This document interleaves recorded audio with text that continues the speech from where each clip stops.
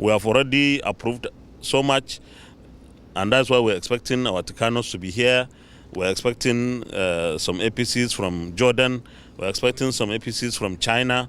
And we believe that we haven't had enough. We still need to approve more resources for the purchase of weapons for our armed forces, because this is the number one priority of government, or any government really, to secure the security of the people and of course later the welfare. So we believe that we will be doing the right thing if there is a request through supplementary appropriation bill from the presidency or the executive arm of government, and then we approve. Of course, depending, we have to have clear-cut definition of how much is going for what. We are not going to just give approval like that for a general thing. We want to see how the funds will be utilized, but it is mandatory that we provide more resources for our armed forces, and they are doing well. Well, so far so good. The new service chiefs have hit the ground running. From what I can see, they were screened, and they were screened very thoroughly, very thoroughly, and very vigorously.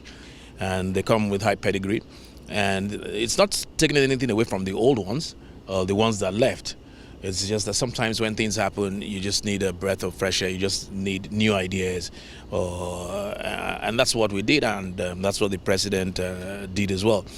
We're working together, as you know, if you follow the House very well. Just about a week and a half ago, we set up a 40-man committee in the House, led by the leadership of the House, all the principal officers and about 30 other members. It's a special committee on security. We've decided to think outside the box, knock heads together, put heads together, employ consultants, and look for a way forward. Because sometimes they say there's an adage that you can't keep doing something the same way and expect a different result. So whilst our committees on defense, army, and the rest are still working, there's this special committee of 40 members of the House, drawn from every party, every region, to think of ideas, to see how best we can move forward in terms of security.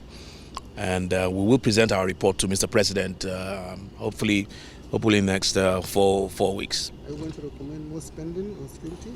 I don't know what the recommendation is going to be, because I don't want to preempt the committee. I may lead the committee or head the committee, but there's about 40 of us, and we're going to have consultants far and wide. So I will not preempt. Obviously, if money is an issue, or if funding is an issue, which we all believe is an issue, then that probably will form part of the recommendations. But the recommendations may be far-reaching beyond throwing money at a problem.